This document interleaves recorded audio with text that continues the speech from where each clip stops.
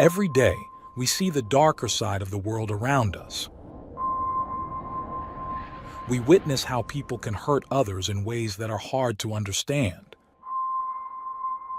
It's a sad part of life, but it's something we can't ignore.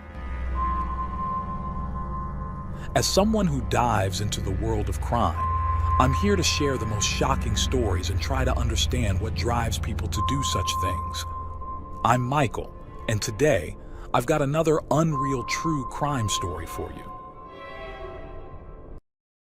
On the evening of September 10th, 2012, a small village in France was quiet, but inside one home, something life-changing was about to happen. Jacqueline Sauvage had spent nearly 50 years living in fear, trapped in a cycle of violence she couldn't escape. But that night, everything reached a breaking point. Her husband, Norbert Moreau, was sitting on the terrace, drinking whiskey like he had been all day.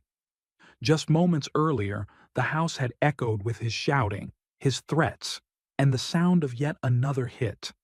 Jacqueline had been through this too many times before, but this time was different. Instead of waiting for the storm to pass, she walked to the cabinet, took out a hunting rifle, and loaded it. The weight of it in her hands felt heavy, not just from the metal, but from all the years of suffering. She stepped onto the terrace, took a deep breath, and did something she never imagined she would. A gunshot rang out. The silence that followed was deafening. But the real story, how it all led to this moment and what happened next, was just beginning.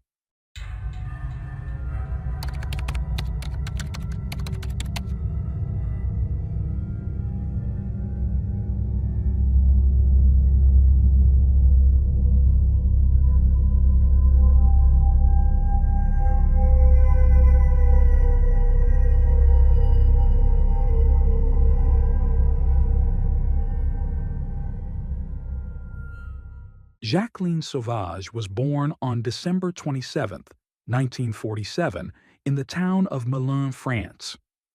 Little is known about her early years, but it is documented that her mother was a victim of domestic violence.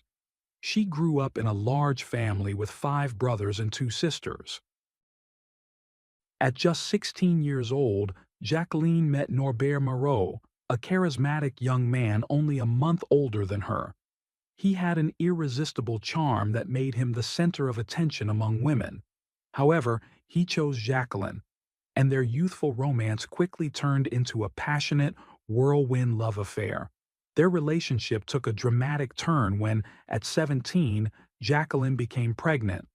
On June 5, 1965, despite her mother's strong opposition and the unanimous disapproval of her siblings, who believed she was making a terrible mistake, Jacqueline decided to marry Norbert. She was deeply in love and, like many young women her age, dreamed of building a home and raising a family. Not long after, their first child, Pascal, was born. In 1966, Jacqueline gave birth to their second child, a daughter named Carole, just as Norbert left to complete his military service.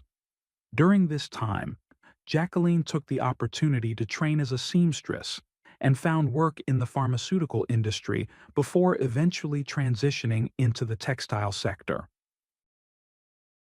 4 years later, the couple built their dream home in a picturesque village located 80 miles south of Paris. The wooden and stone house featured a spacious garden and a terrace, making it the perfect place to start a new chapter. It was there that their third and fourth children, Fabian and Sylvie, were born. As the years passed, Norbert's professional career took a hit. In 1981, he was fired due to professional misconduct. Facing financial instability, the couple launched their own independent transport business. Jacqueline handled the administrative work and deliveries, but since she was listed only as a collaborator, she received no salary.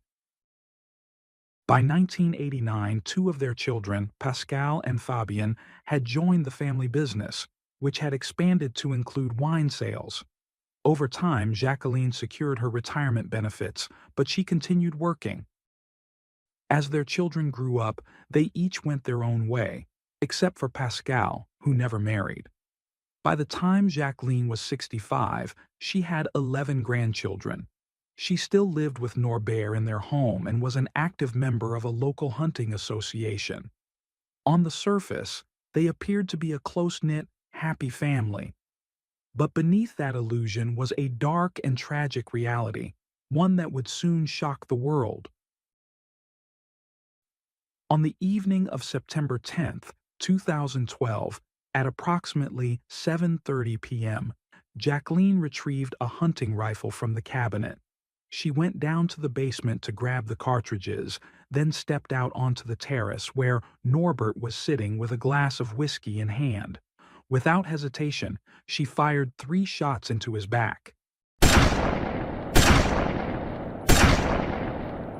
After the shooting, Jacqueline calmly called emergency services.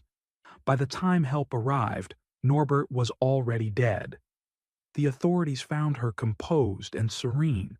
She explained her actions, claiming that she had acted out of fear for her life and her children's. That very morning, Norbert had issued new threats. This time, he had vowed to follow through. According to Jacqueline, the shooting marked the end of 47 years of relentless domestic abuse. The torment had not only destroyed her life, but had also left deep scars on their children. As she was taken into custody, Jacqueline received devastating news. Just a day earlier, her only son, Pascal, had taken his own life by hanging. His motives remained unclear, but later investigations linked his tragic death to the years of psychological abuse inflicted by his father. During her first court appearance, Jacqueline recounted the horrors that had plagued her life since Pascal's birth. She revealed that it was then that she first saw Norbert's true nature, his explosive temper and violent outbursts. The first time he hit her was after a dinner party at a friend's house. She had received compliments on her beauty and outfit. On the way home, without warning, he struck her hard across the face. Shocked and confused, she was left speechless as he hurled insults at her. As the years passed, the beatings, sexual violence, and verbal abuse became part of her daily existence. None of their children were spared. Pascal, in particular, suffered the brunt of his father's psychological torment. Norbert would belittle him, humiliate him, and systematically break him down. The daughters endured even worse. 2 of them were victims of their father's abuse. Whenever Norbert's temper flared, he lashed out indiscriminately.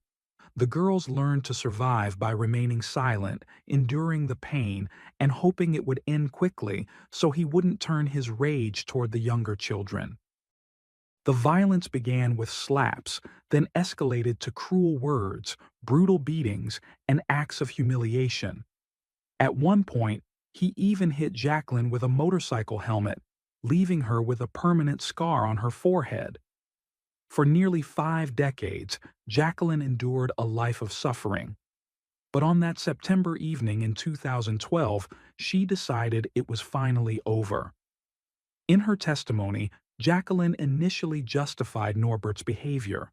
She believed that his difficult childhood had shaped him and held on to the hope that one day they would become a normal, loving family. But as time passed, the violence became routine, and the fear of retaliation if she spoke out kept her silent.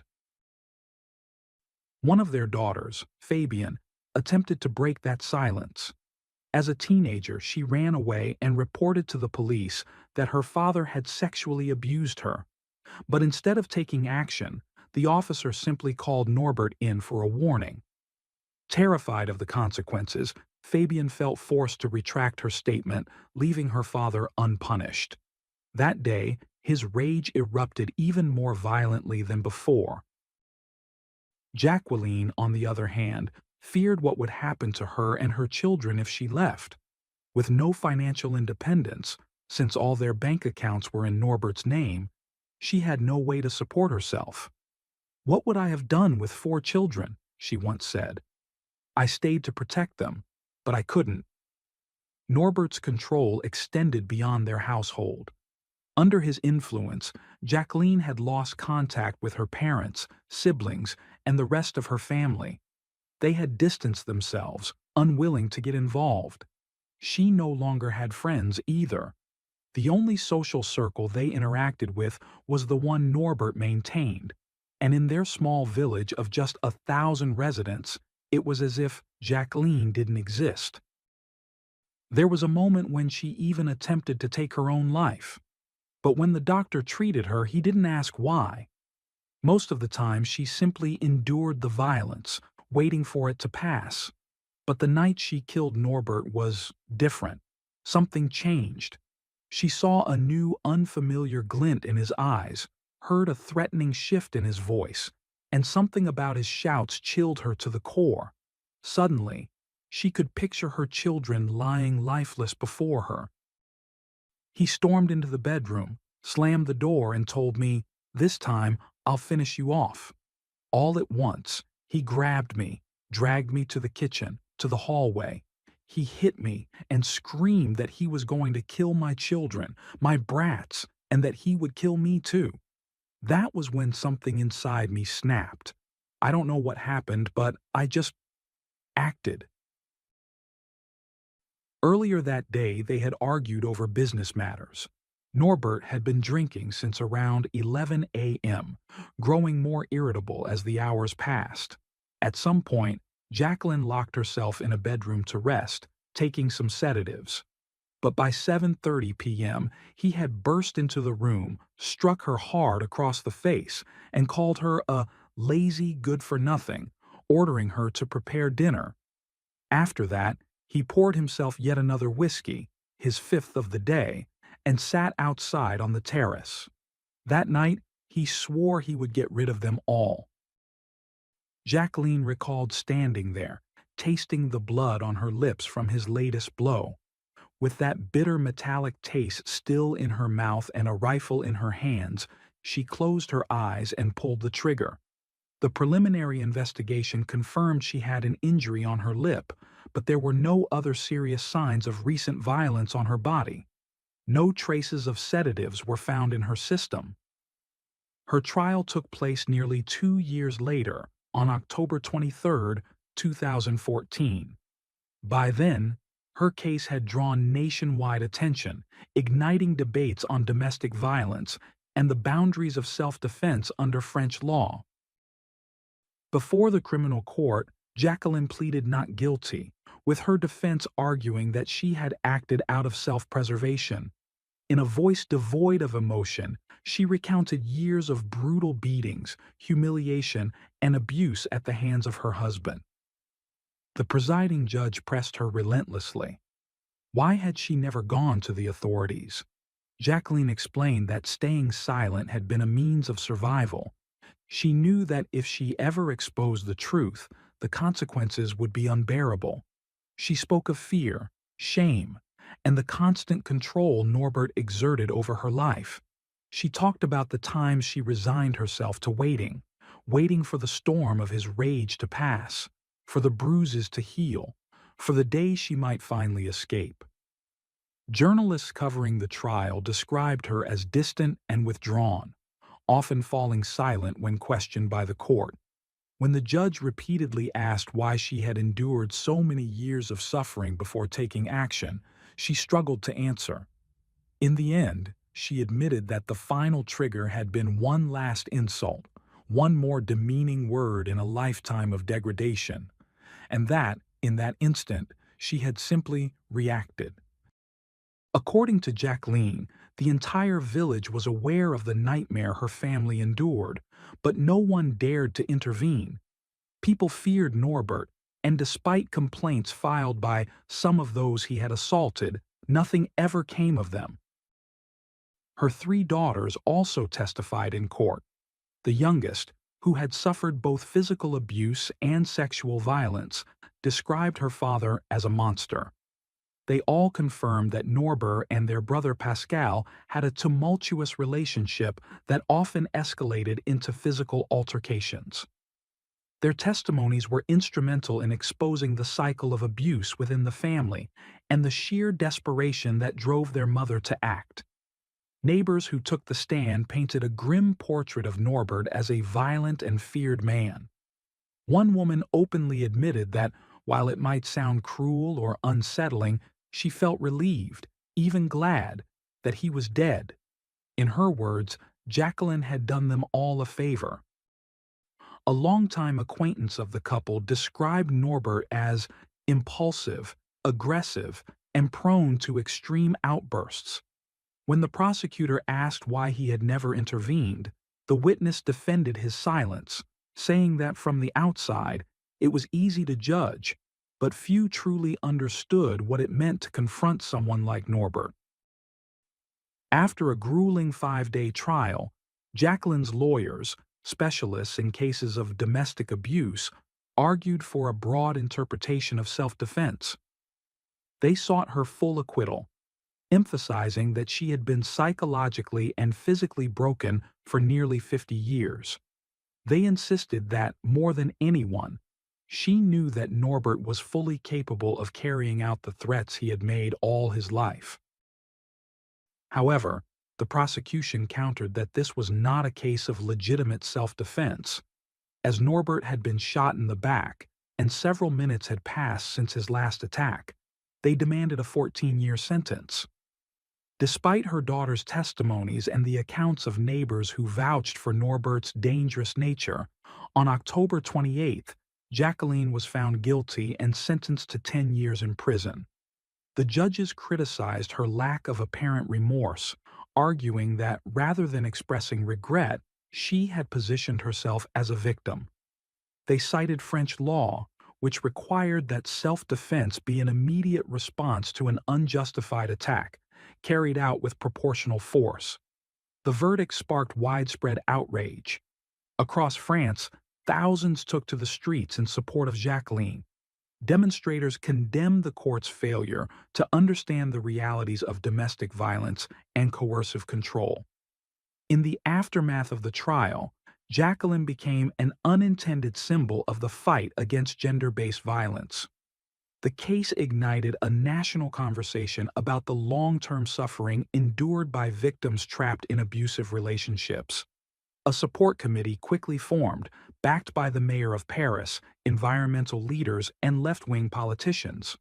Some women even staged a dramatic protest outside the prison where Jacqueline was held. With their chests bare and flower crowns on their heads, they began digging a symbolic tunnel, as if attempting to break her free. Jacqueline's lawyers fought tirelessly for her early release, and the overwhelming public support lifted her spirits. Physically weakened by bronchitis and chronic back pain, she was deeply moved when she saw the first televised demonstration in her name. At one point, she even laughed at the idea of her name being written across the bodies of the protesters. In August 2015, a local court in Melun denied her request for parole, stating that she had not shown enough remorse. However, the ongoing public outcry led to a second hearing on December 3, 2015.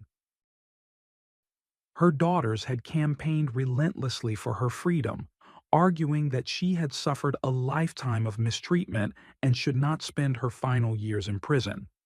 Despite this, the Paris Court of Appeals upheld the original sentence.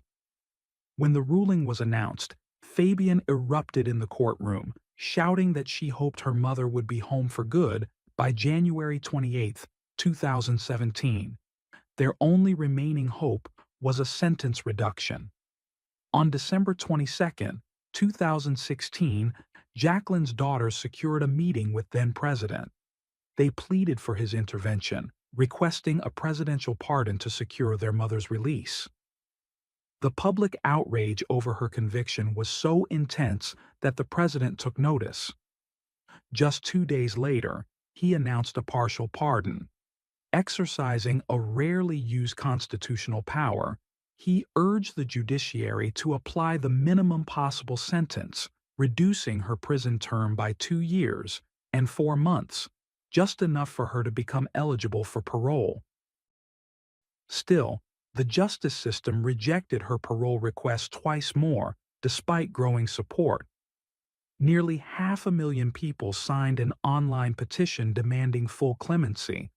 More than 50 lawmakers, celebrities, and political figures joined the cause. Facing mounting pressure, President Hollande reconsidered his stance. On December 28th of that same year, he issued a full pardon, putting an immediate end to Jacqueline's incarceration. A prison guard informed her of the decision, asking if she hadn't heard the news. When he told her she was free, she raised her arms to the sky and whispered a tearful thank you. The decision was met with mixed reactions. While many saw it as long overdue justice, others criticized it. Jacqueline's supporters hailed it as a victory for domestic violence survivors, with some feminist groups calling for specialized courts to handle gender-based violence cases, similar to the system in Spain. Others, particularly the Union of Judges, condemned the pardon as political interference in the judiciary's independence. Despite the controversy, the case reignited a critical debate on domestic abuse and whether the battered woman syndrome should be considered a legal defense. It prompted lawmakers to push for reforms on self-defense laws, which at the time required an immediate and proportional response to a direct threat. It also reopened discussions on the use of presidential pardons in France. Jacqueline's newfound freedom lasted exactly 4 years. She passed away in her home on July 23, 2020, at the age of 72, after being diagnosed with a terminal illness. To this day, she remains a significant figure in France's history, remembered as both a victim of extreme domestic abuse and a catalyst for change in the country's legal system.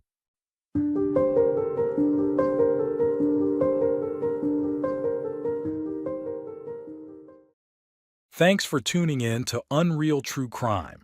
If you're intrigued by mysteries from around the world, check out our new channel, Latin Crimes, where we dive into the gripping true crime stories of Latin America. Don't miss out. Subscribe now for more thrilling investigations.